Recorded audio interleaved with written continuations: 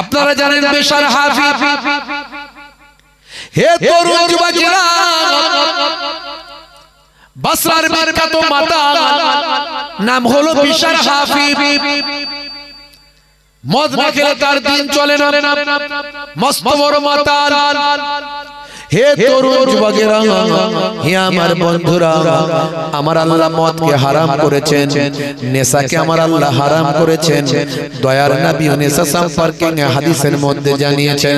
হে তরুণ যুবকেরা, হে আমার বন্ধুরা, আল্লাহর নবী বলেন কুল্লু মুশরিক কুল্লু ভাই আমার প্রত্যেক নেশা হলো হারাম, কুল্লু মুশকিরিন হারাম, প্রত্যেক নেশা হলো হারাম। আমার আপনার নবী বলেন।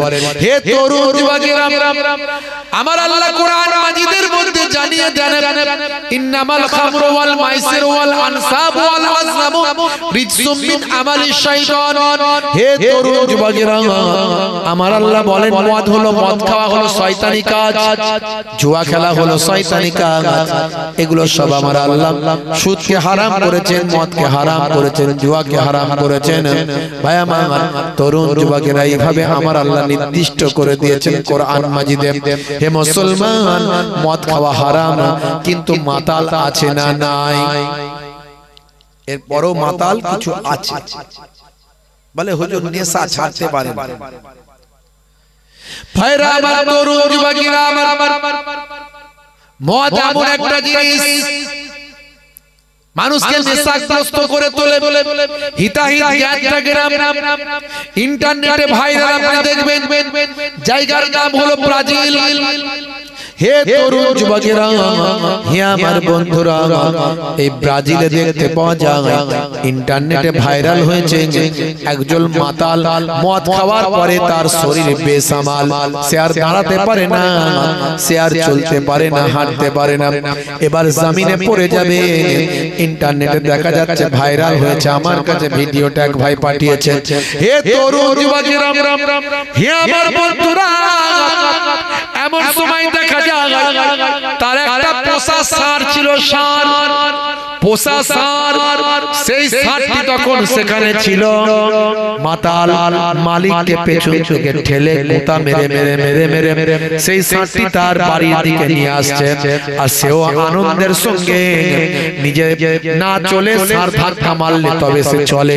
এইভাবে চলতে চলতে চলতে চলতে সে তার বাড়ির দিকে যায়। ইন্টারনেটে এই ভিডিওটা ছড়িয়ে পড়েছে, সারা পৃথিবীর মানুষ, কোটি কোটি মানুষ দেখছে আর মন্তব্য করছে যে মাতালের থেকে ষাঁড় ভালো, ওর বুদ্ধি বেশি। বুঝতে পারছেন? তাহলে মাতাল হয়ে গেলে ওর থেকে ষাঁড়ের বুদ্ধি বেশি হয়ে যায়। কথা ঠিক না? এই জন্য আমার আল্লাহ হারাম করেছে মদ খাওয়া। কিন্তু তৎকালীন যুগেও মাতাল ছিল। হে তরুণ যুবকেরা, জায়গার নাম হলো বসরা। বসরার বিখ্যাত মাতাল হলেন হযরতে বিশার হাফি, যিনি পরবর্তীকালে আল্লাহর ওলি হয়ে গিয়েছিলেন। বিশার হাফি মদ না খেলে দিন তার কাটে না। ভাইরা আমার, তরুণ যুবকেরা আমার, মুরব্বিয়ানেরা, মদ খেয়ে তিনি বেঘর হয়ে পড়ে থাকেন প্রতিদিন। একদিন দেখতে পাওয়া যায় মদখানায় যাওয়ার সময় আল্লাহর কালামুল্লাহ পাক বিসমিল্লাহির রহমানির রহিম এই দোয়াটা, এই আল্লাহর কালামটা জমিনে পড়ে আছে। তিনি চিন্তা করলেন, হায় রে হায়, আমি তো মুসলমান ঘরের সন্তান, আমি মাতাল হতে পারি, কিন্তু আল্লাহর কালাম জমিনে পড়ে আছে, আমার আল্লাহর মোবারক নাম জমিনে পড়ে আছে, রহমান রহিম নামটা জমিনে পড়ে আছে, দয়ালু মেহেরবান নামটা জমিনে পড়ে আছে। আমি মুসলমান ঘরের সন্তান, কেমন করে আল্লাহর নাম ছেড়ে দিয়ে আমি চলে যাব? হে তরুণ যুবকেরা, হে আমার বন্ধুরা, হে আমার মুরব্বিয়ানেরা, শুনে রেখে বাবা, এমন সময় বিশার হাফি জমিন থেকে আল্লাহর নামটা তুললেন, ভালো করে ধুলোগুলো পরিষ্কার করলেন, ময়লাগুলো মুছে দিলেন, পরিষ্কার করে দিলেন, ময়লাগুলো মুছে দিয়ে পরিষ্কার করে দিয়ে চিন্তা করলেন, কামা হাক্কুহু, যেমন হক, যেমন আল্লাহর নামের ইজ্জত করা দরকার তেমন আমি করতে পারলাম না। হে তরুণ যুবকেরা, হে আমার বন্ধুরা, চলে গেলেন বিশার হাফি, বাজারে চলে গেলেন, বাজারে গিয়ে আতর কিনলেন, খুশবু কিনলেন, আতর লাগালেন, খুশবু লাগালেন, মাদুলি কিনলেন, মাদুলিতে ভরে মোম দিয়ে কালো কার দিয়ে নিজের গলায় ঝুলিয়ে নিলেন।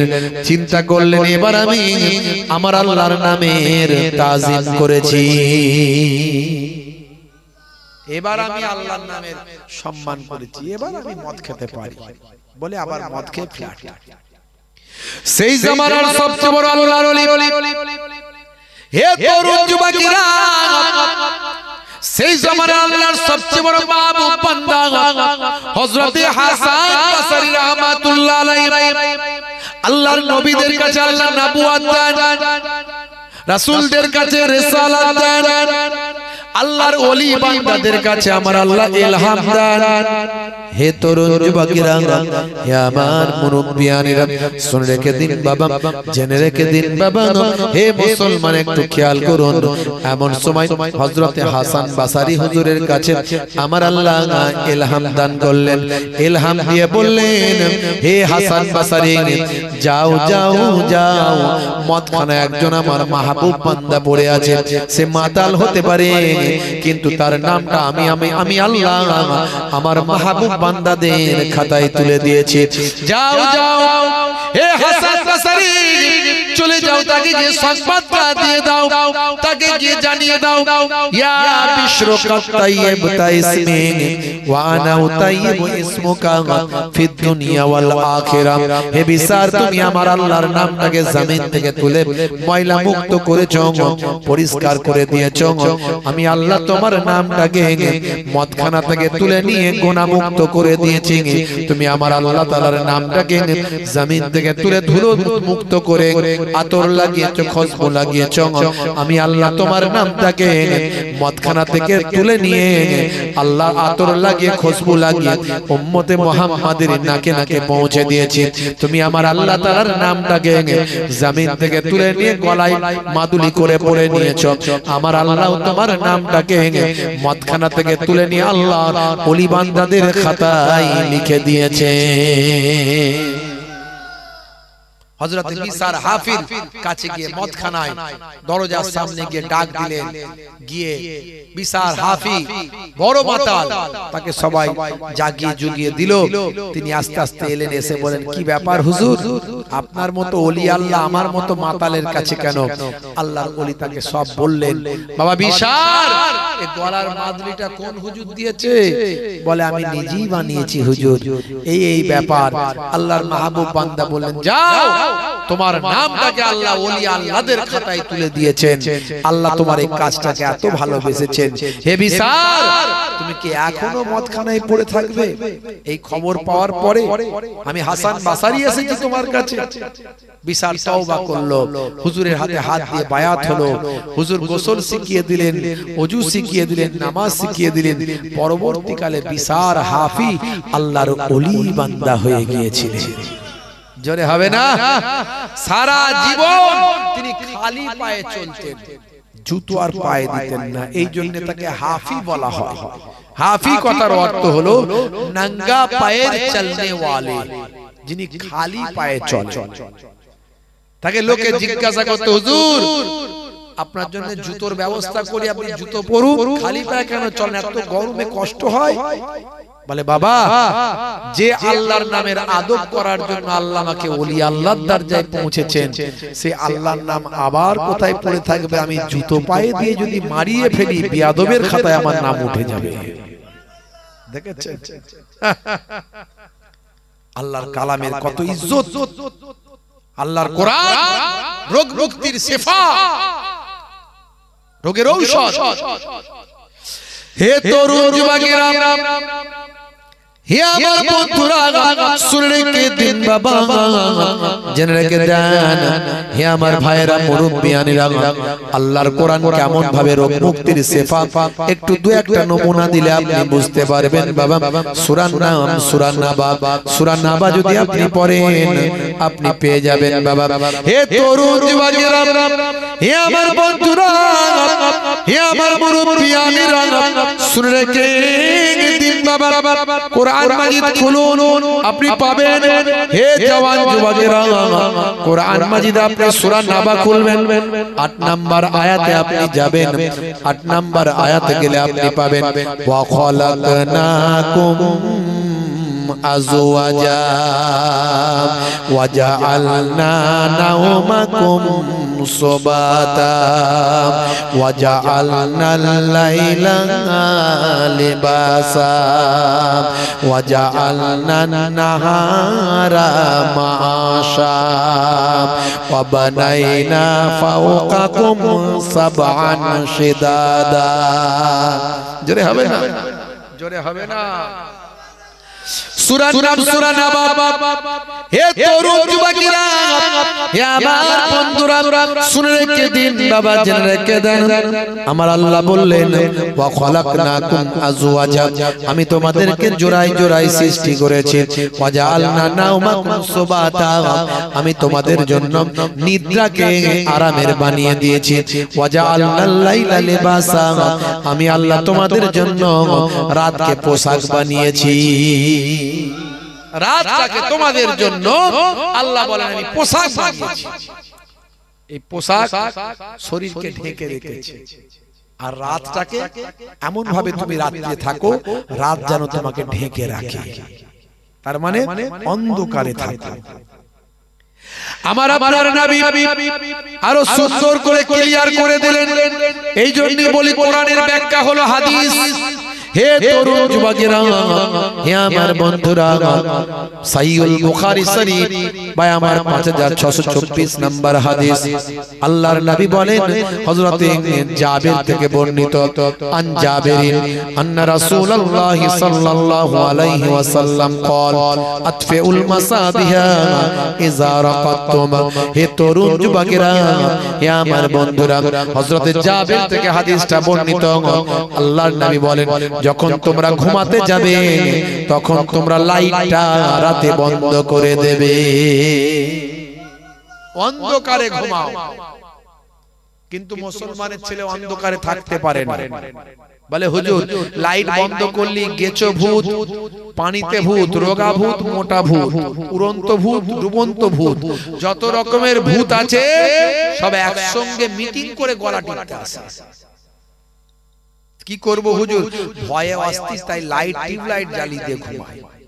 বুঝতে পারছেন? তো কেন ভূতেরা আসবে না? ভূত বলে তো কিছু নাই, জিন আছে। জিন জিন কি বলছে? ভূত। তো কেন আসবে না জিন? পেচ্ছাপ করে পানি নেয় না, পবিত্র থাকে না, মুখ থেকে খিস্তি খেচুড়ি সব সময় বেরোচ্ছে, গাল বন্ধ চলছে মুখ থেকে, নামাজ পড়ে না, রাসূলের সুন্নত মানে না। তো ভূত তো জিন তো এমনি ভয় দেখাতে আসবে, ধরতে আসবে। আজকালকার পোলা দেখো সঠিক পথে চলে না, পিতামাতা গুরুজনের কথা তারা শোনে না। চুলগুলো ছোট ছোট, প্যান্ট শার্ট কাটো সাটো, সুজোড়া পায়ে দিয়ে, পেছনে ব্যাগ নিয়ে, লাল লাল জুতো পায়ে, চোখে কালো চশমা, দুই চোখ মেলে খোঁজে বেদের মেয়ে জোসনা, গায়ে হাতে ট্যাটু আঁকা, হেঁটে চলে আঁকা বাঁকা।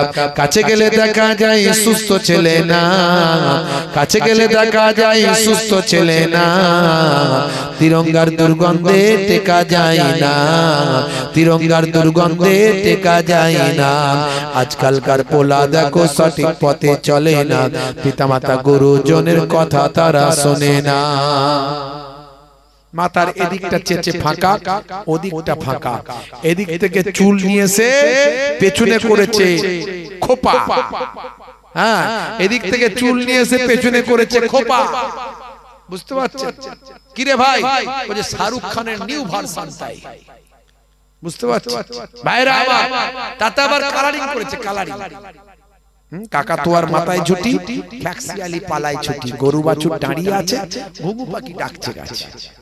বুঝতে পারছেন?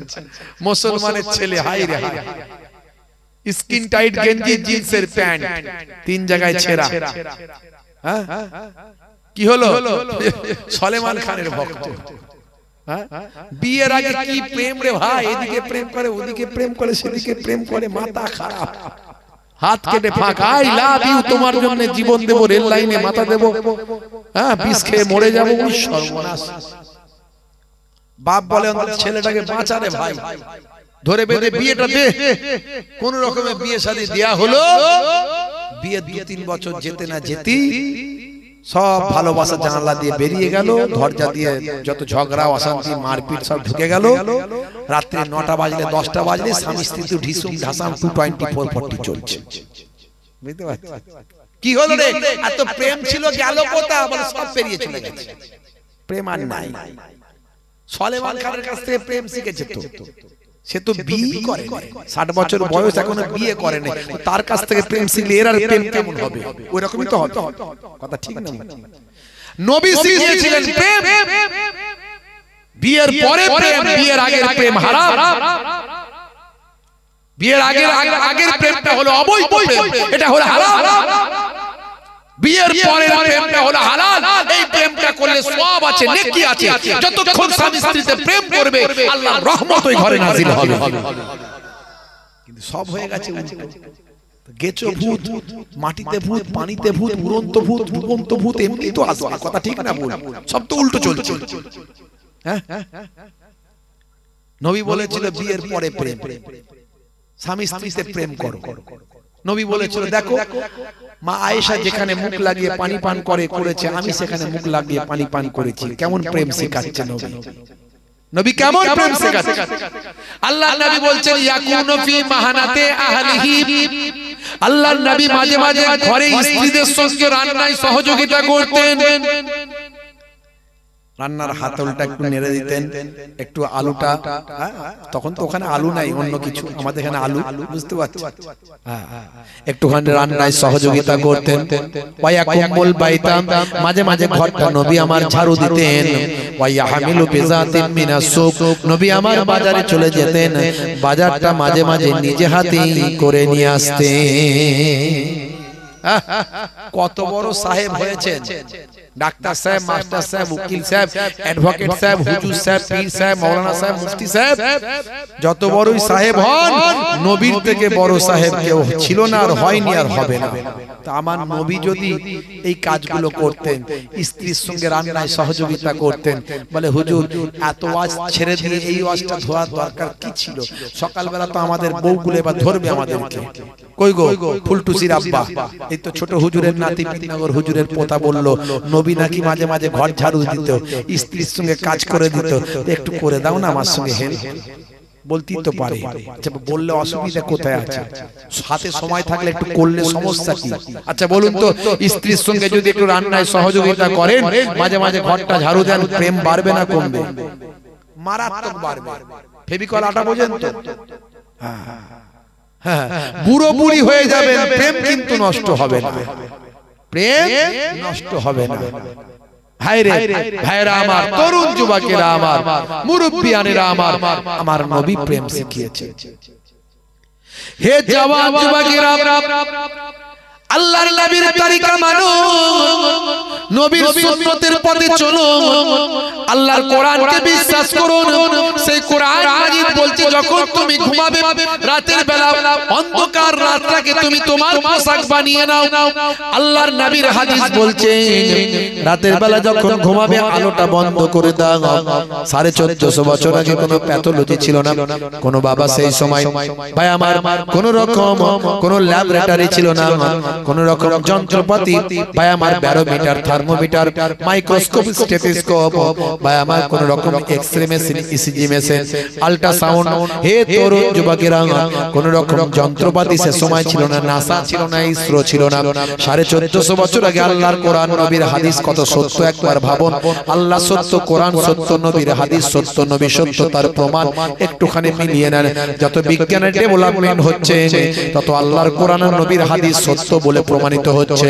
হে তরুণ যুবকেরা, হে আমার বন্ধুরা, আজকের বিজ্ঞানের গবেষণায় দেখা যায় মাথা থেকে 5 ধরনের কম বেশি 5 ধরনের হরমোন বের হয়। মাথা থেকে 5 ধরনের কম বেশি হরমোন মিশ্রিত হয়।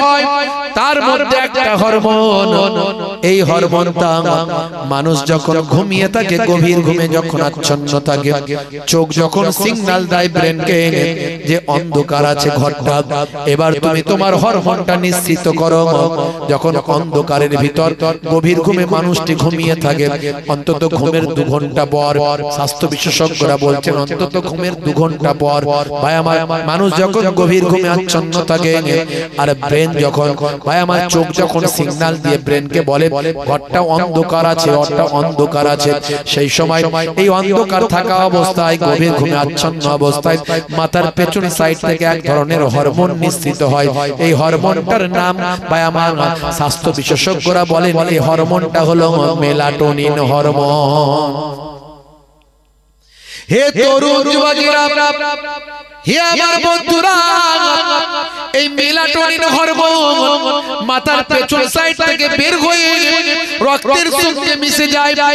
রক্তের সঙ্গে মিশে গিয়ে এই মেলাটোনিন হরমোনটা ভাই আমার কি কাজ করে শোনেন। আমাদের শরীরের যে সমস্ত জীবাণু ভাই আমার ক্যান্সারের জীবাণু তৈরি হয়, সেই ক্যান্সারের জীবাণুগুলোকে এই মেলাটোনিন হরমোন রক্তের সঙ্গে গিয়ে ভাই আমার ক্যান্সারের জীবাণু থেকে শরীরকে প্রোটেক্ট করে বাঁচিয়ে দেয়। 1450 বছর আগে আল্লাহ বললেন রাতকে পোশাক বানিয়ে দাও, নবী বললেন যখন ঘুমাতে যাবে লাইটটা বন্ধ করে দাও। আজকের দিনে সব বিজ্ঞানের বাস্তবতায় প্রমাণিত। এরকম উদাহরণ আমি অনেক দিয়েছি, ইন্টারনেট সার্চ করবেন 20-25 হাজার বক্তব্য আছে, সব বলার চেষ্টা করেছি। এমনকি দাড়ি রাখলে তার মধ্যে কি সায়েন্স আছে সেটাও বলেছি, গবেষণা হয়েছে, বানানো কথা বলছি না আমি। হে তরুণ যুবকেরা, 1 লক্ষ বা 2 লক্ষ 24,000 পয়গম্বরের সুন্নাত হলো মুখের দাড়ি। বর্তমান সময়ে দাড়ি হলো ফ্যাশন, দাড়ি হলো মুখের সৌন্দর্য। এখন যারা দাড়ি রাখছে দেখবেন সমস্ত ধর্মের মানুষ, মুসলমানরা দাড়ি রাখে, হিন্দু ভাইরা দাড়ি রাখে, খ্রিস্টান জৈন বৌদ্ধ দাড়ি রাখে। দাড়ি এখন মানুষের মুখের সৌন্দর্য হয়ে গিয়েছে। ভাইরা আমার, হে তরুণ যুবকেরা, দাড়ি রেখেছে বিরাট কোহলি, দাড়ি রেখেছে হরভজন সিং, দাড়ি রেখেছে লিওনেল মেসি, দাড়ি রেখেছে বাবা পৃথিবী বিখ্যাত বিখ্যাত খেলোয়াড় প্লেয়ার। সুন্নতি দাড়ি রেখেছে হাসিম আমলা, সুন্নতি দাড়ি রেখেছে মঈন আলী খান, সুন্নতি দাড়ি রেখেছে সাইদ আনোয়ার, সুন্নতি দাড়ি রেখেছে ইউসুফ ইউহানা, সুন্নতি দাড়ি রেখেছে আমাদের দেশের বলিউডের বিখ্যাত ফিল্ম স্টার মিস্টার রকি, আসল নাম হলো আসিফ খান, সুন্নতি দাড়ি রেখেছে। হে তরুণ যুবকেরা, দাড়ি এখন ফ্যাশন, দাড়ি এখন মুখের সৌন্দর্য। ভারতের প্রাক্তন প্রাইম মিনিস্টার মুখের দাড়ি ছিল, বর্তমান প্রাইম মিনিস্টারের মুখের দাড়ি আছে। হে তরুণ যুবকেরা, এই দাড়ি নিয়ে গবেষণা হলো আমার কোথায়? অস্ট্রেলিয়া, জায়গার নাম হলো ব্রিসবেন। ব্রিসবেনের ভাই আমার বিখ্যাত ইউনিভার্সিটি, ইউনিভার্সিটি অফ কুইন্সল্যান্ড। এই কুইন্সল্যান্ডের ইউনিভার্সিটি ভাই আমার ইউনিভার্সিটি অফ কুইন্সল্যান্ডের ভাই আমার দাড়ি নিয়ে গবেষণা করা হলো। 2 জন বিখ্যাত গবেষক ইউনিভার্সিটি অফ কুইন্সল্যান্ডের ভাই আমার ল্যাবরেটরিতে দাড়ি নিয়ে গবেষণা করলেন। তারা গবেষণা করে প্রতিবেদন পেশ করলেন। তারা বললেন মুখের দাড়ি রাখলে সূর্য থেকে একটা অতি বেগুনি রশ্মি পৃথিবীর জমিনে নেমে আসে। সূর্য থেকে অতি বেগুনি রশ্মিটা যেটা মানুষের শরীরে স্কিনে ব্যাড ইফেক্ট তৈরি করে। যাদের মুখে মুখ ভর্তি দাড়ি থাকে তাদের দাড়ির কারণে মুখের সৌন্দর্য, মুখের স্কিনকে সূর্যের অতি বেগুনি রশ্মি থেকে মুখের সৌন্দর্য, মুখের স্কিনকে দাড়িটা বাঁচাতে সাহায্য করে। শুধু তাই নয়, স্কিনের ডাক্তারদের জিজ্ঞাসা করবেন, দাড়ি রাখার উপকারিতা তারা বলতে পারবেন। এবং আই স্পেশালিস্ট, এখানে কিছু এমন নার্ভ আছে, নিউরো আছে, যেগুলো আমাদের চোখের সঙ্গে সম্পর্ক, বারবার সেখানে ব্লেড আর ওই খুর লাগালে আমাদের এখানে সবচেয়ে স্কিনটা হলো পাতলা, যেটা আমাদের নার্ভের সঙ্গে খুব অল্প একটুতেই নার্ভ পাওয়া যায়।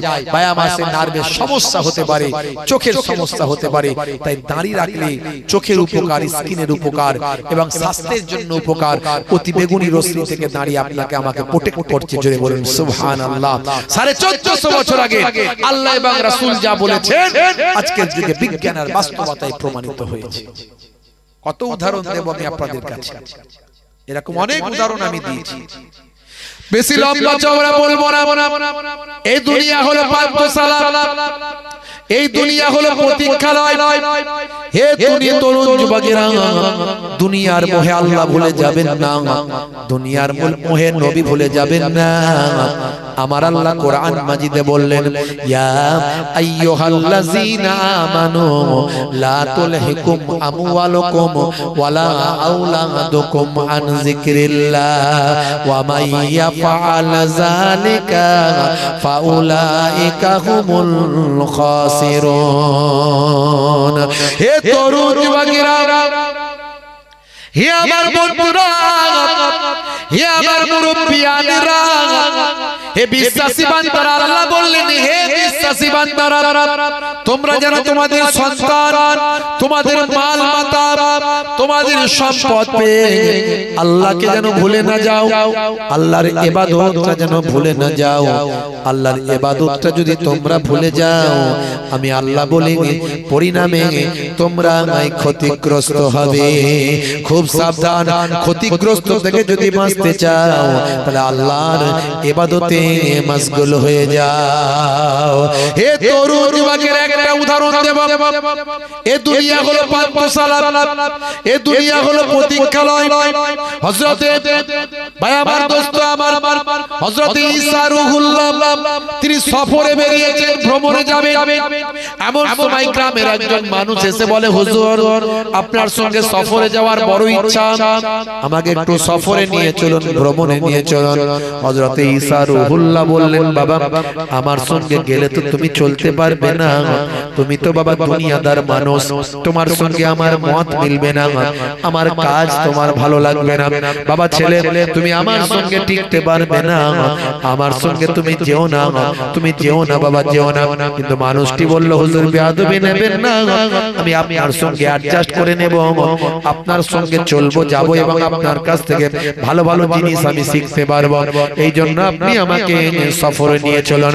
আল্লাহর মাহবুব বান্দা দেখলেন নাচর বান্দা নিয়ে যাওয়া ছাড়া কোনো উপায় নাই। হযরতে ঈসা রূহুল্লাহ বললেন, তবে চলো বাবা, শোনো তোমারকে আমি তোমার কাছে 3টে রুটি রাখতে দিলাম, এই যে 3টে রুটি আমার সঙ্গে আছে, এই রুটিগুলো তোমার গচ্ছিতে দিলাম।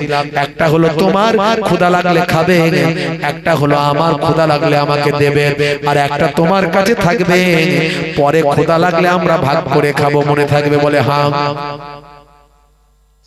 হে তরুণ যুবকেরা, হে আমার বন্ধুরা, হে আমার মুরব্বিয়ানেরা, বেশ কিছু দূর যাবার পর হুজুর বললেন, বাবা বড় ক্ষুধা লেগেছে, এখন ক্ষুধা লেগেছে, তুমি একটা খেয়ে নাও আর আমারটা আমাকে দাও।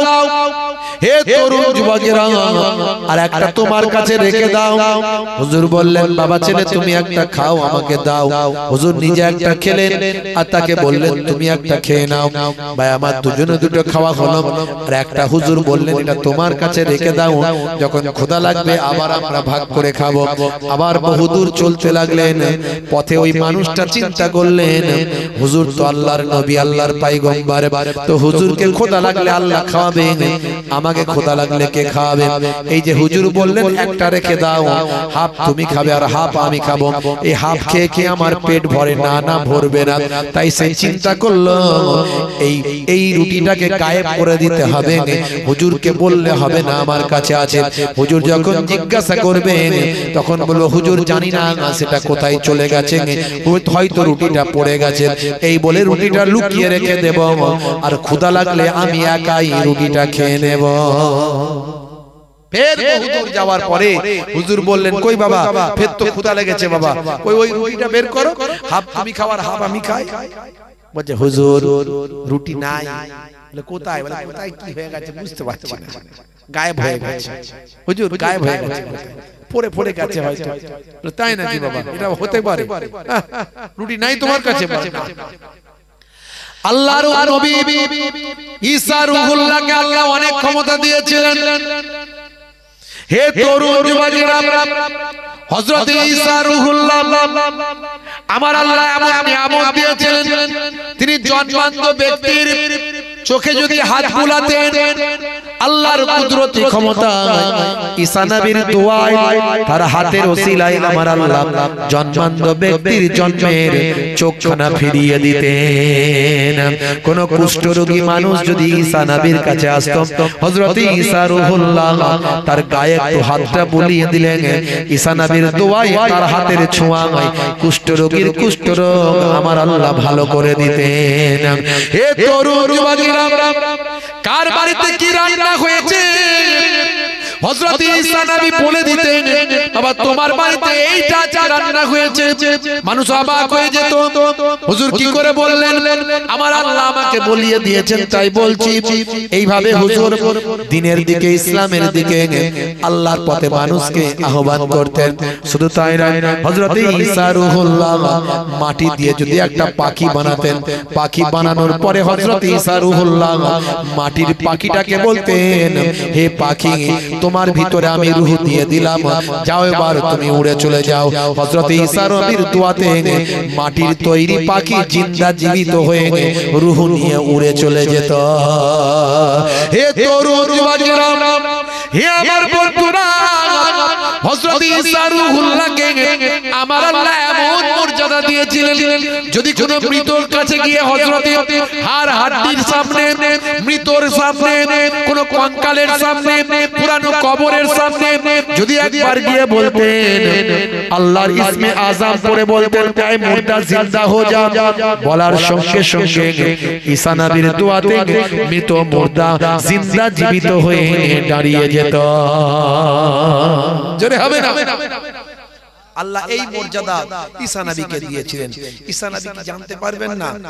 বেটা নেকি লুকিয়ে দিয়ে এখন বলছে রুটি নাই, এত বড় পয়গম্বর তুমি বুঝতে পারবে না?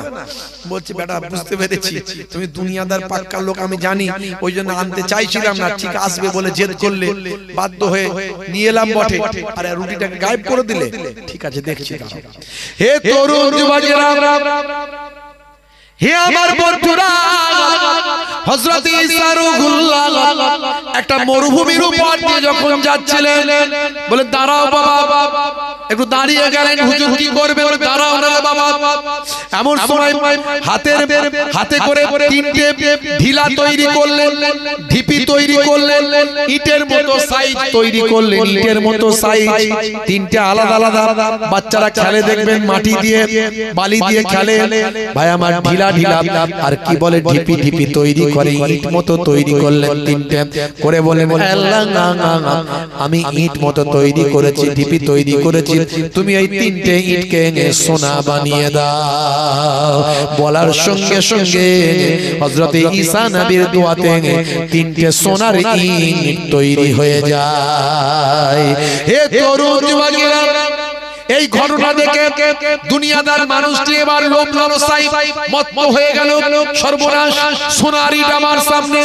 হুজুর বললেন, বাবা চিন্তা করো না, চিন্তা করো না, তোমার এই ইট দেখে নিতে ইচ্ছা করছে। বলে হ্যাঁ হুজুর, ইচ্ছা তো করবি, সোনার ইট বলে কথা। বলে যাও বাবা, তোমাকে একটা আমি ইট দিয়ে দিলাম, সোনার ইট তোমাকে একটা দিলাম, একটা ইট আমার জন্য রাখলাম, আর একটা রুটি যার কাছে আছে তাকে আমি দেব। বলার সঙ্গে সঙ্গে পেছন সাইড থেকে বের করে বলে, হুজুর এই হলো রুটি। ধরা পড়ে গেল। হুজুর বলেন, বাবা বলেছিলাম না আমার সঙ্গে থাকতে পারবে না বাবা, আমার কাজকর্ম পছন্দ হবে না তোমার, তোমার মতো মানুষ তো আমি নই বাবা, তুমি তোমার মতো চলবে, আমি আমার মতো চলবো, তোমাকে বারণ করেছিলাম শুনলে না? ঠিক আছে, ঠিক আছে। রুটি যখন দেখিয়ে দিয়েছো, এই নাও, যার কাছে রুটি তার একটা ইট বলেছিলাম তোমাকে দিয়ে দিলাম, আর আমার সোনার ইটটাও আমার লাগবে না বাবা, আমার এসব পছন্দ না, আমার কি কাজে লাগবে বাবা, নাও আমি তোমাকে দিয়ে দিলাম। তিনটে ইটি হুজুর দিয়ে দিলেন, দিয়ে বললেন যাও তুমি তোমার রাস্তা দেখো, আমি আমার রাস্তা দেখি, তোমাকে বলেছিলাম তুমি আমার সঙ্গে থাকতে পারবে না। ভাইরা আমার, তরুণ যুবকেরা আমার, মনে কোনো দুঃখ নাই। যদি সেরকম মানুষ হতো মনে দুঃখ হতো, হুজুরের কাছ থেকে আমাকে তাড়িয়ে দিচ্ছেন হুজুর, কিন্তু মনে কোনো দুঃখ না, কারণ সে তো পাক্কা দুনিয়াদার মানুষ, তার মধ্যে দিনদারি বলে কিছু ছিল না। তাই সে তিনটে যখন সোনার ইট পেয়ে গেল তখন সে আনন্দে আত্মহারা হয়ে গেল। সে চিন্তা করলো আমার 10 পিঁড়ি বসে বসে খাবে, আমার গাড়ি বাড়ি জমি জায়গা সব হবে, এই তিনটে ইট নিয়ে যদি আমি বাড়ি পর্যন্ত পৌঁছাতে পারি। হে তরুণ যুবকেরা, হে আমার বন্ধুরা, হযরত ঈসা রূহুল্লাহ চলে গেলেন অন্যদিকে, আর ওই মানুষটা নিজের বাড়ির দিকে চলতে লাগলো। হে জওয়ান যুবকেরা, পথ দিয়ে আসছিল দুটো ডাকাত, ঘোড়ার উপর সওয়ার হয়ে হাতে তলোয়ার নিয়ে দুইজন ডাকাত ওই পথ দিয়ে আসছে। এমন সময় রাস্তায় ওই মানুষটিকে দেখতে পেয়েছে, চিন্তা করলে মানুষটিকে সার্চ করে দেখবো তার কাছে কি আছে। যখনই নেমে বলল কি আছে বের করে দাও, এই দুনিয়াদার মানুষটা চালাক মানুষ ছিল, চিন্তা করলো ঝামেলা বাড়িয়ে লাভ না, মরতে তো হবে, তার আগে বাঁচার জন্য যেটুকু যা করা দরকার করতে হবে। সেই সময় সে বলল হে ডাকাত দলেরা, আমাকে মেরো না, আমি ঈসা নবীর সঙ্গে ঝুট ঝামেলা করে তিনটে সোনার ইট নিয়ে বাড়ি যাচ্ছিলাম, এক কাজ করো আমাকে তোমরা মেরো না, ঝগড়া লড়াই করে কোনো লাভ নাই, এসো দুজনকে তোমাদের দুটো সোনার ইট দিয়ে দিলাম, অন্তত একটা সোনার ইট আমার কাছে রাখতে দাও। ডাকাত দল চিন্তা করলো যে না চেয়ে ঝগড়া ঝামেলা মারপিট না করেই যখন দিয়ে দিচ্ছে তো ঠিক আছে ছেড়ে দাও, ওর কাছে একটা থাকুক, আমরা দুজন দুটো নিই। তো চলে যায়, তাহলে চলে যাচ্ছিল। এখন ওই লোকটা আবার দুনিয়াদার লোক, পাকা বেশি, চিন্তা করলে আমি চলে যাব, আবার একটা কোনো ডাকাত ফাকাত আসবে ফিরে সে এটাও নিয়ে নেবে, তো এদেরকে যদি আমার বডিগার্ড বানাই তাহলে অনেক কাজ হবে। অতি চালাকের বলে না গলায় দড়ি, এখন বললো এদেরকে যদি আমার বডিগার্ড বানাই তাহলে খুব কাজে হবে।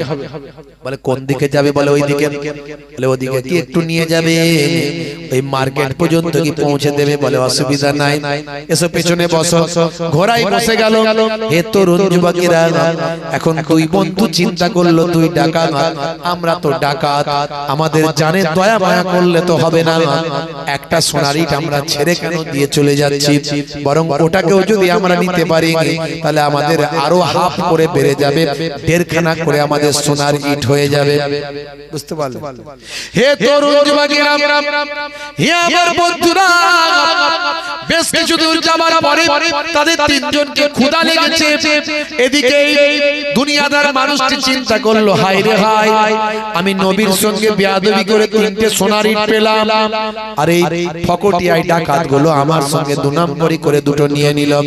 এখন আমি একটা সোনার ইট নিয়ে বাড়ির দিকে যাচ্ছি, যে কোনো মূল্যে এদের কাছ থেকে আরো দুটো সোনার ইট আমাকে আদায় করে নিতে হবে। তাই সেও একটা প্ল্যান তৈরি করলো, মনে মনে চিন্তা করলো এদেরকে খাবার খাওয়াবার নাম করে মার্কেটে যাব, মার্কেট থেকে খাবার নিয়ে এসে বিষ মেশানো খাবার খাইয়ে এদেরকে হত্যা করে আমি আরো দুটো সোনার ইট মোট তিনটে নিয়ে বাড়ি চলে যাব। হে তরুণ যুবকেরা, এমন সময় বলল ভাইরা তোমরা একটু জঙ্গলে দাঁড়াও, ওই সামনে মার্কেট আছে বলে আমি জানি, মার্কেট থেকে কিছু খাবার নিয়ে আসি, বড় ক্ষুধা লেগেছে, আমিও খাবো, তোমাদের জন্য নিয়ে আসি। এমন সময় ওই দুনিয়াদার মানুষটি মার্কেটে গেল খাবার আনার জন্য, খাবারে বিষ মাখিয়ে খাবারটা নিয়ে আসলো, আর এদিকে এই দুইজন টাকা তৎক্ষণাৎ প্ল্যান করে নিল, ও যখন খাবারটা নিয়ে ফিরবে ওকে তলোয়ার মেরে দুখানা করে দেব, ওর ইটটাও আমরা নিয়ে দেড়খানা করে ভাগ করে নেব। এই প্ল্যান নিয়ে এরাও জঙ্গলের ভিতর দাঁড়িয়ে রইল। সবই মিলে গেল বাবা। হে তরুণ যুবকেরা, যখন ওই ব্যক্তি খাবারটা নিয়ে যখন ফিরে আসলো, এই ডাকাতগুলো তাকে দুখানা করে দিল তলোয়ার মেরে, দুখানা দু টুকরো করে দিয়ে চিন্তা করলো বেটা মারা গেছে, আমাদের দেড়খানা করে ইটগুলো হয়ে গেছে, এসো দুই ভাই মিলে আমরা খাবারটা খেয়ে নিই। বিষ মাখানো খাবার খেয়ে এরাও পটল ডাঙায় চলে গেল। তিনটে ডেড বডি তিন দিকে এনে পড়ে রইল, তিনটে সোনার ইট তাদের সামনে পড়ে রইল। এর নাম দুনিয়া। ফেরেশতা জিবরাইল আলাইহিস সালাম সেই পথ দিয়ে এসে ঈসা রূহুল্লাহকে বললেন, হে নবী ঈসা, আপনার লোকটা কোথায়? বলে ওই চলে গেছে। বলে সে তো আর চলে যায়নি হুজুর, সে সোনার ইট নিয়ে মরে পড়ে আছে, তার সঙ্গে দুটো ডাকাত দলও পড়ে আছে। হুজুর আফসোস করে বলেন, আহারে এর নাম দুনিয়া। মানুষ দুনিয়া দুনিয়া করে জীবন চলে যাবে, আল্লাহর পথ থেকে তারা ফিরে আসবে না, আল্লাহর পথ থেকে দূরে সরে যাবে, দুনিয়া দুনিয়া করে পেরেশান হয়ে যাবে, দুনিয়ার মাল সম্পদ দুনিয়াতেই রয়ে যাবে, দুনিয়ার মানুষ আর দুনিয়াতে থাকবে না। কিতাবের মধ্যে এসেছে আদ-দুনিয়া মাজরাতুল আখিরা, দুনিয়াটা হলো আখিরাতের শস্য ক্ষেত্র। এখানে আপনাকে কন্ট্রোল করতে হবে, দুনিয়ার মায়া মহব্বত ভালোবাসা ত্যাগ করে আল্লাহর নৈকট্য হাসিল করতে হবে, দয়ার নবীর সুন্নতের তাবেদারি করতে হবে। বন্ধুরা আমার, আজ প্রতিজ্ঞা করুন আমরা নামাজি হব। আজ প্রতিজ্ঞা করুন আমরা নামাজি হয়ে যাব, রাসূলের সুন্নত ওয়ালা হয়ে যাব। সবচেয়ে বড় ইবাদত হলো নামাজ, সেই নামাজ ছেড়ে দেবেন না। আফজালুল ইবাদাতি ইবাদাতুস সালাত, আফজাল ইবাদত হলো নামাজ। ওয়া আকিমুস সালাত, কুরআন মাজিদ আল্লাহ 82 বার নামাজের কথা বলেছেন। যদি ইচ্ছাকৃতভাবে কোন ব্যক্তি নামাজ ছেড়ে দেয়, ইচ্ছাকৃতভাবে নামাজ ছেড়ে দিলে তার শাস্তি হবে 14টা। তার মধ্যে দুনিয়াতে হবে 5টা, দুনিয়াতে হবে 5টা। ওই ব্যক্তির চেহারায় নেককারের জ্যোতি থাকবে না। এক নাম্বার হলো ইচ্ছাকৃতভাবে নামাজ ছেড়ে দিলে ওই ব্যক্তির চেহারায় নেককারের নেক মানুষের জ্যোতি থাকবে না। 2 নাম্বার হলো তার রুজি রুটিতে কোনো বরকত হবে না। 3 নাম্বার হলো ওই ব্যক্তি যে বেনামাজি ব্যক্তি, সেই ব্যক্তির কোনো ভালো কাজের সওয়াব পাবে না। 4 নাম্বার হলো যখন তার যুদ্ধে সে তার নিজের জন্য কোনো দোয়া চাইবে, সেই দোয়াটাও আল্লাহর দরবারে কবুল হবে না। আর 5 নাম্বার হলো কোন নেক বান্দা যদি বেনামাজি মানুষের জন্য দোয়া চায়, সেই দোয়াটাও কাজে লাগবে না। 14টা শাস্তি হবে বেনামাজি বান্দা, দুনিয়াতে 5টা। অনেকে বলে হুজুর দোয়া করবেন, এই জন্য যারা অরিজিনাল হুজুর তারা বলে বাবা নামাজ পড়ো তো বাবা। হ্যাঁ হুজুর নামাজ পড়ো, তার দোয়া কাজে লাগবে। আর নামাজ যদি না পড়ো ও কোনো আল্লাহর ওলির দোয়া কাজে লাগবে না। তাহলে বেনামাজি বান্দা, হে মায়েরা বোনেরা, হে যুবকেরা, তরুণীরা, শুনে রেখে দেন, বেনামাজি ইচ্ছাকৃতভাবে যারা নামাজ ছেড়ে দেয়, হে যুবক, হে যুবক, 14টা শাস্তি আল্লাহর নবীর হাদিস থেকে পাওয়া যায়। তার মধ্যে দুনিয়াতে হলো 5টা। 1 নাম্বার বললাম বেনামাজির চেহারায় কোনো নেককারের জ্যোতি থাকবে না। 2 নাম্বার হলো বেনামাজি কোনো কাজের সওয়াব পাবে না। 3 নাম্বার নেক কাজের সওয়াব পাবে না, ভালো কাজ করলে তার নেকি হবে না। 3 নাম্বার হলো বেনামাজি নিজের জন্য যেটা দোয়া চাইবে সে দোয়া কাজে লাগবে না। 4 নাম্বার ওই বেনামাজির ভাই আমার তার জন্য কোনো মানুষ যদি ভালো কোনো দোয়া চায়, সে দোয়াটাও কবুল হবে না। হে তরুণ যুবকেরা, বেনামাজির কোনো জীবন জীবিকায় বরকত থাকবে না। এটা হলো এই 5টা হলো দুনিয়াতে। আর 3টে হলো মৃত্যুর সময়। মৃত্যুটা হবে 1 নাম্বার জিল্লাতের সঙ্গে বেইজ্জতির সঙ্গে মওত হবে। 2 নাম্বার হলো মৃত্যুর সময় প্রচন্ড ক্ষুধার্ত অবস্থায় মারা যাবে। মৃত্যুর সময় 3 নাম্বার হলো প্রচন্ড পিপাসা অবস্থায় মারা যাবে। এই 3টে হবে মৃত্যুর সময়কার শাস্তি। আর ভাই আমার কবরে গেলে 3টে শাস্তি হবে। 1 নাম্বার হলো কবরের মাটিটা বড় সংকীর্ণ হয়ে যাবে। এদিককার মাটি ওদিককার মাটির সঙ্গে সে বেনামাজি বান্দাকে আটার মতো পিসাই করে ফেলবে, পিষে ফেলবে, আবার গোটা করবে, আবার পিষে ফেলবে, আবার গোটা করবে। এইভাবে 1 নাম্বার শাস্তি। 2 নাম্বার হলো বেনামাজির কবরটা আগুনের কুণ্ডুতে পরিণত হবে। হে তরুণ যুবকেরা, 3 নাম্বার কবরের শাস্তি হবে সুজা আকরা নামে একটা ভয়ঙ্কর সাপ আল্লাহ বেনামাজি বান্দার কবরে নিয়োগ করবে। যে সাপটা দুনিয়ার জমিনে একবার যদি নিঃশ্বাস ফেলতো, কিয়ামত পর্যন্ত সেই জায়গায় ঘাস তৈরি হতো না। এই 3টে শাস্তি ভাই আমার ওই সাপটা তাকে দংশন করবে, করতে থাকবে। এইভাবে কষ্টের মধ্যে তার কবরে কাটবে। এই 3টে শাস্তি তার কবরে শুরু হবে। অনেকে বলে হুজুর কবরে তো কই শাস্তি টাস্তি শুনতে পাই না, আমরা কবরের ধারে যাই বল ফল পোড়াতে যাই, মাঝে মাঝে ভাঙা কবরে পড়ে যাই, বল কুড়িয়ে নিয়ে আসি, কই কিছুই তো আওয়াজ টাওয়াজ পাই না। আচ্ছা ভাই, স্বপ্নের মধ্যে দেখবেন অনেকে স্বপ্নের মধ্যে পুড়ে যাচ্ছে, ডুবে যাচ্ছে, মার খাচ্ছে, হ্যাঁ অ্যাক্সিডেন্ট হচ্ছে। আচ্ছা এটা কি অন্য কেউ বুঝতে পারে? পারে না। ওই যে স্বপ্নের মধ্যে পাচ্ছে ঘুমন্ত অবস্থায় সেই কষ্টটা অনুভব করে, ওই কবরে গেলে যে শাস্তি পায় সেই অনুভব করবে, আর কেউ বুঝতে পারবে না। কিয়ামতের দিনে তিনটে শাস্তি হবে। একটা হলো ভাই আমার দোস্ত আমার, কিয়ামতের দিনে তাকে অনেক জিল্লাতের সঙ্গে রাখা হবে। হে তরুণ যুবকেরা, হে আমার মুরব্বিয়ানেরা, কিয়ামতে তার হিসাবটা বড় কঠিনের সঙ্গে নেওয়া হবে, কঠিন হিসাব হবে। এক নাম্বার। দুই নাম্বার হলো আমার আল্লাহ তার উপর অসন্তুষ্ট থাকবেন, নারাজ থাকবেন কিয়ামতের দিনে, এটা হলো দুই নাম্বার। আর তিন নাম্বার হলো ফারিস্তারা টানতে টানতে বড় অপমানের সঙ্গে জাহান্নামের ভিতরে ঢুকিয়ে দেবে। এই তিনটে কিয়ামতে দিনে শাস্তি হবে। হে মুসলমান, ইচ্ছাকৃতভাবে নামাজ ছেড়ে দিলে তার 14টা শাস্তি হবে, মনে রাখবে। নামাজ ছেড়ে দেবেন না। 82 বার আল্লাহ নামাজের কথা বলেছে, ওয়াকিমুস সালাত, নামাজ কায়েম করো, নামাজ কায়েম করো।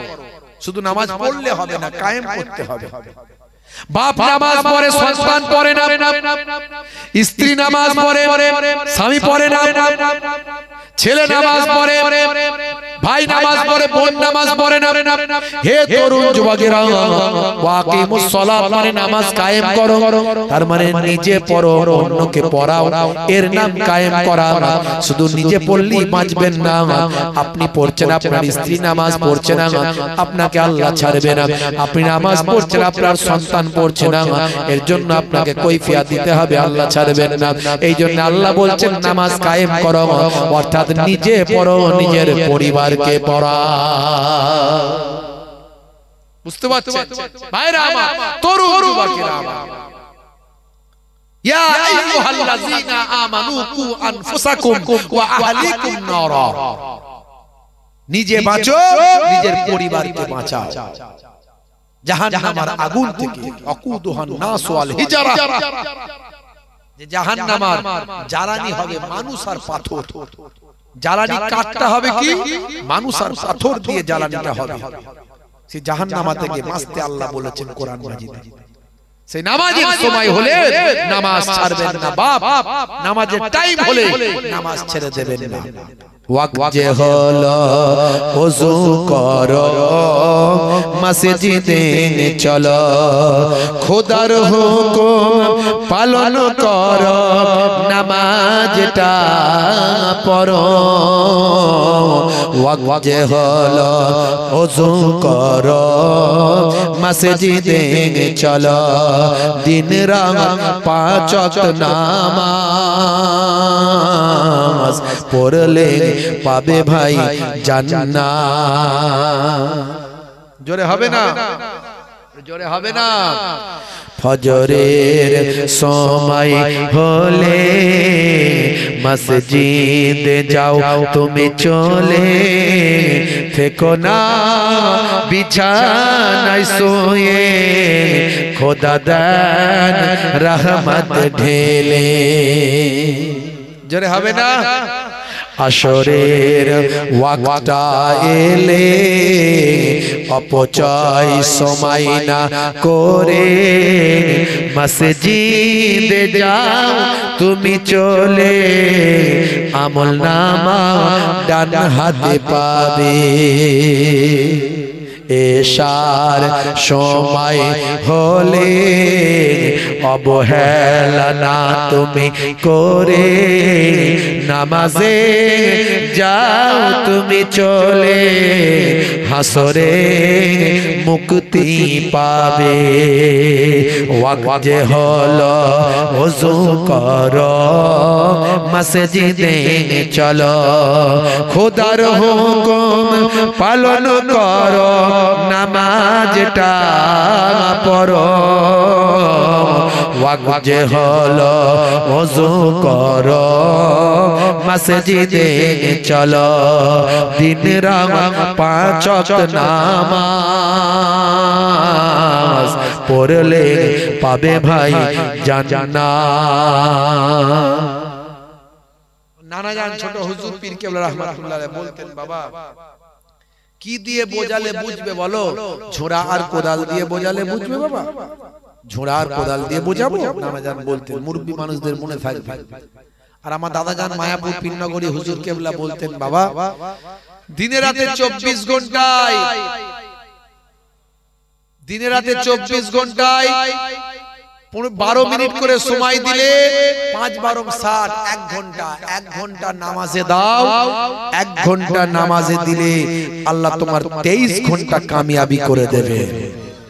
আল্লাহ নিজেই বলছেন, হে মুয়াজ্জিন বলো হাইয়া আলাস সালাহ, এসো নামাজের দিকে এসো।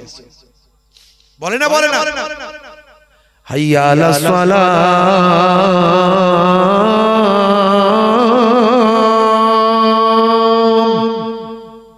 এসো নামাজের দিকে এসো। এলে কি হবে? মুয়াজ্জিনকে আল্লাহ বলছে বলে দাও কি হবে। মুয়াজ্জিন আবার বলছে হাইয়া আলাল ফালাহ,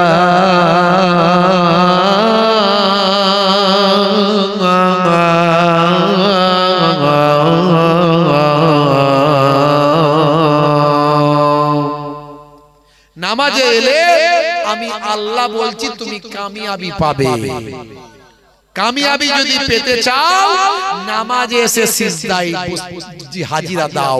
কামিয়াবি যদি পেতে চাও নামাজে এসে ইমামের সঙ্গে দাঁড়িয়ে যাও। কল্যাণ যদি পেতে চাও নামাজে এসে সিজদায় পড়ে যাও। যদি চাকরি বাকরিতে উন্নতি পেতে চাও, কারবারে যদি লাভবান হতে চাও, নামাজে এসে সিজদায় আমি আল্লাহকে জানাও। সবের তো একটা সেন্টার আছে নাকি, জায়গা আছে। ডাক্তার দেখাতে গেলে ডাক্তারের চেম্বারে যেতে হয়, অ্যাডভোকেটের সঙ্গে কথা বলতে গেলে তার চেম্বারে যেতে হয়, পুলিশের সঙ্গে কথা বলতে গেলে থানায় যেতে হয়। তো আল্লাহর কাছে কিছু জানাবেন তার জন্য নামাজে সিজদায় গিয়ে কেঁদে কেঁদে বলতে হয়। 1 সপ্তাহ জানান, কোনটা আল্লাহ কবুল করবেন আমরা জানি না। আমরা তো এমনি আর্টিফিশিয়ালি সবকিছু করি না, লোক দেখানো আমাদের বেশি হয়ে যায়। অন্তর থেকে যখনই হয়ে যাবে আল্লাহর আরো সে কবুল হয়ে যাবে। বুঝতে পারছেন ভাইরা আমার, তরুণ যুবকেরা আমার, আজকের মাহফিলে এত কথা বললাম, দুটো জিনিস নিয়ে যান। একটা হলো নামাজ, একটা হলো মুখের দাড়ি। কবে মারা যাবেন কোনো গ্যারান্টি নাই। এখনো অনেকে দাড়ি রাখে না। কেউ বলে বুড়ো হলে রাখবো, কেউ বুড়ো হয়ে গেছে তাও এখন 60 বছর ওয়াজ শুনছে তবু দাড়ি রাখার গুরুত্ব বোঝে না। আজ মারা যাবেন, আজ মারা গেলে কাল 2 দিন 3 দিন পরে খবর থাকবে না। এই কয়েকদিন আগে আপনাদের বসিরহাট এলাকায় প্রোগ্রাম করলাম, বললাম হুজুর ইয়ং ছেলে, 2টো বাচ্চা, হঠাৎ করে একটা অ্যাক্সিডেন্ট হলো। 5-6 দিন পরে এই জলসার আগের দিনে মারা গেছে। একটু দোয়া করবে। কখন কে মারা যাবে কোনো গ্যারান্টি নেই বাপ। আজ মারা গেলে কাল 2 দিন হয়ে যাবে। আল্লাহ যেন হায়াত বাড়ায় তার জন্য নামাজের পানিতে দোয়া চাইতে হবে। সিজদায় গিয়ে বলতে হবে আল্লাহ তুমি আমার হায়াত দারাজ করে দাও, আমার স্ত্রীর হায়াত দারাজ করে দাও, ছেলে মেয়ের হায়াত দারাজ করে দাও, বাবা মায়ের হায়াত দারাজ করে দাও। আল্লাহ আপনার দোয়াকে কবুল করে নিয়ে আপনার তাকদীরকে পাল্টে দিতে পারে। আর তাকদীরু লা ইয়ারুদ্দু ইল্লা বিদুয়া, তাকদীর পরিবর্তন হয় না হলে দোয়ার দ্বারাই পাল্টে যেতে পারে। আপনার হায়াত বেড়ে যেতে পারে। আর আপনি মারা গেলে আজ বেঁচে আছেন, কাল চলে গেলেন, 3 দিন পরে কেউ খেয়াল রাখবে না, কেউ খবর নেবে না। কবরে যাওয়ার পরে আপনাকে অ্যানসার উত্তর দিতে হবে। মুনকার নাকির ফেরেশতা যখন বলবে মান রব্বুকা, দেখতে পাবে মুখে দাড়ির দেখা হতে পারে ওই দাড়িটা হবে নাজাতের জারিয়া, যদিও এটা হয় সুন্নাত বলে রাখা। লোক দেখানো নয়, ফ্যাশনদারি নয়, সৌন্দর্যের জন্য নয়, সুন্নত বলে রাখুন। অটোমেটিক সৌন্দর্য হয়ে যাবে, অটোমেটিক ফ্যাশন হবে, কারণ দাড়ি এখন ফ্যাশন হচ্ছে। কিন্তু আপনি সুন্নত বলে রাখুন, দেখবেন এই সুন্নত হিসাবে যদি রেখে থাকেন আপনার অন্তর থেকে ওই দাড়িটা নাজাতের জারিয়া হতে পারে। কবরে গেলে কোনো সুন্নত দেখা যাবে না, একটা সুন্নত দেখা যাবে মুখের দাড়ি। জোরে বলুন সুবহানাল্লাহ। সে দাড়িটা রাখুন বাপ। হে যুবকেরা ছোট ছোট করে রাখুন, বড় রাখতে বলছি না। আমি মুহিবুল্লাহ হুসাইনির মতো রাখতে গেলে অনেকটা ঈমানের দম থাকা দরকার। এই যে মৌলানা সাহেবের মতো দাঁড়িয়ে রাখতে গেলে অনেকটা ঈমানের দম দরকার, তবে রাখতে পারবে, নাহলে পারবে না। বুঝতে পারছো? হ্যাঁ, আর অন্তত ছোট ছোট করে রাখো, ঈমানের শক্তি বেড়ে গেলে তখন বড় দাঁড়িয়ে রাখবে। এখন ছোট ছোট রাখো, এই অবস্থায় কবে মরে যাবে কোনো গ্যারান্টি নাই, কবে মারা যাবে কোনো গ্যারান্টি নাই। অন্তত কবরে যাওয়ার পরে ওই দাঁড়িটা নাজাতের জারিয়া হয়ে যেতে পারে। ভাইরা আমার, তরুণ যুবকেরা আমার, এই দুনিয়া পান্থশালা, এই দুনিয়া প্রতীক্ষালয়। এখানে যেমন কাজ করবে তেমন তার ফলটা কিয়ামতের দিন আল্লাহ দেবে। পৃথিবীর মানুষ, আল্লাহ বলছেন বাল তুসিরুনাল হায়াতাদ দুনিয়া ওয়াল আখিরাতু খায়রুন ওয়া আবকা। এই দুনিয়া হলো ক্ষণস্থায়ী, পরকাল হলো চিরস্থায়ী। সে চিরস্থায়ী জায়গার জন্য ভাবো। বাবা মার, আপনাদের খেদমত থেকে বিদায় নেব। যাওয়ার আগে একটুখানি বলবো, দুটো জিনিস নিয়ে বাড়ি ফিরবেন। একটা হলো নামাজ, একটা হলো সবচেয়ে বড় সুন্নত মুখের দাড়ি। এই দুটো জিনিস করলে 70 থেকে 90% অন্যায় অপরাধ আপনার কাছ থেকে সরে এমনি চলে যাবে, আর আপনি এমনি সঠিক পথে পরিচালিত হতে পারবেন। জি হ্যাঁ, এই দুটো কাজ করুন। আর আজকের এই পাক মাহফিলের জন্য একটুখানি সাদকা করুন, দান করুন। দান করলে কোনোদিন কমবে না, আল্লাহ বাড়িয়ে দেবেন। দানের বিনিময়ে আল্লাহ আপনার মালের হেফাজত করে দেবেন। কোরআন মাজিদ কখনো মিথ্যা নয়। সে কোরআন মাজিদ আল্লাহ বলছেন মান জাআ বিল হাসানাতি ফালাহু আসরু আমসালিহা। বান্দা এক দেবে, আমি আল্লাহ তোমাকে 10 দেব। জোরে বলুন সুবহানাল্লাহ। একটু খাতা পেন নিয়ে বসেন ভাইরা আমার। তাহলে এই পাক মাহফিলের জন্য ফি সাবিলিল্লাহ দিলে কমবে না। আল্লাহর নবী বলেছেন বুখারী শরীফের হাদিস, ইন্নামাল আমালু বিন্নিয়াত, নিয়তের উপর আমল হয়। আপনি নিয়ত করে দান করেন। আপনার বাপ কবরে, মা কবরে, দাদা কবরে, দাদি কবরে, নানা নানি কবরে, আত্মীয় স্বজন কবরে, তাদের মাগফিরাতের জন্য আল্লাহর নবী বলেন তারা ডুবন্ত অবস্থায় গুনার সাগরে পড়ে হাবুডুবু খায়। দোয়ার আশা করে মিন আবিদ, নিজের বাপের নিকটে, নিজের মায়ের নিকটে, আও আখির নিজের ভাইয়ের নিকটে, আও সাদিকিন নিজের বন্ধুর নিকটে। দুনিয়ার মধ্যে কেউ যদি তাদের জন্য সামান্য দান করে দেয়, সাদকা করে দেয়, নবী বলেন সেটা কাল জাবালে রহমতের পাহাড় করে আল্লাহ পৌঁছে দেয়। ভাইরা আমার, ফি সাবিলিল্লাহ, আল্লাহকে খুশি করার জন্য 8 জন ভাইকে চাইবো, জান্নাত হলো 8টা। আপনাদের পীরের ঘরের আওলাদ, 2 খানদানের ছিটেফোঁটা রক্ত আমার শরীরে আছে। চারিদিক থেকে, সব দিক থেকে কুরাইশ খানদানের রক্ত, বাপের দিকে, মায়ের দিকে, দাদুর দিকে, দাদির দিকে, নানার দিকে, সব দিক থেকে কুরাইশ খানদানের রক্ত আমার শরীরে আছে। আমি গুনাহগার অধম, আপনাদের ভাই মুসাফির হালতে এসেছি। মুসাফিরের দোয়া কবুল হয়। দাওয়াতুল মাজলুমে দাওয়াতুল মুসাফির, দাওয়াতুল ওয়ালিদ ওয়ালা ওয়ালাদিহি। সেই মুসাফির হিসাবে দোয়া চাইবো। বাপ ভাইরা আমার, আল্লাহর বাইতুল্লাহ দুবার তওয়াফ করে এসেছি।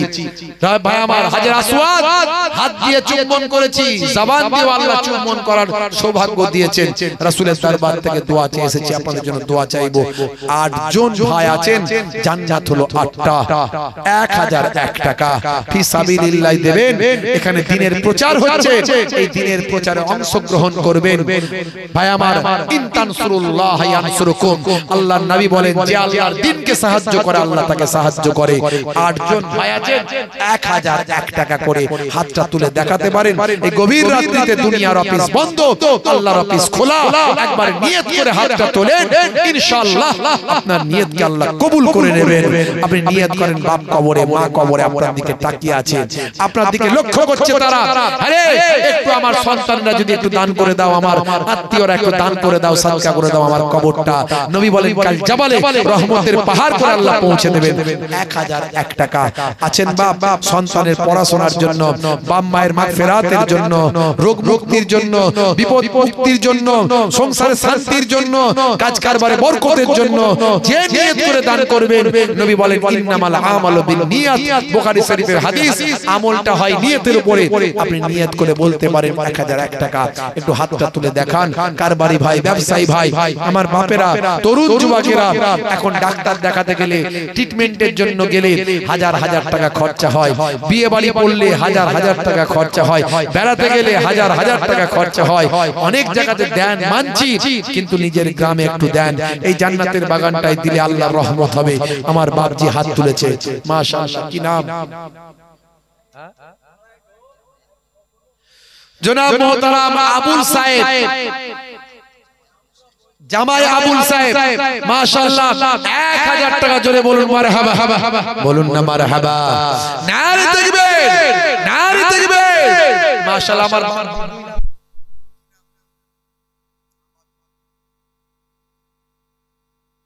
জনাব মোহতারাম রব্বানী সাহেব 1000 টাকা জোরে বলুন মারহাবা, বলুন না মারহাবা, নারে তাকবীর, নারে তাকবীর। নানাজান ছোট হুজুর কেবলা বলতেন, দিয়ে ধন বোঝে মন কেড়ে নিতে কতক্ষণ, আজ যে ধনী কাল সে গরিব, কাল যে গরিব আজ সে ধনী, আজ সে গরিব কাল সে ধনী, আজ যে ধনী কাল সে গরিব। আমার আল্লাহ জিন্দাকে মুর্দা, মুর্দাকে জিন্দা, ধনীকে গরিব, গরিবকে ধনী, সব আল্লাহর হাতে চাবিকাঠি। আমার আল্লাহ আপনাকে ধন দৌলত দিয়ে একটু মনটা বুঝে নেন, কেমন চলছো দুনিয়াতে, কি কি কোথায় কোথায় ব্যয় করছো, কোথায় ইনকাম করছো, আল্লাহ সব লক্ষ্য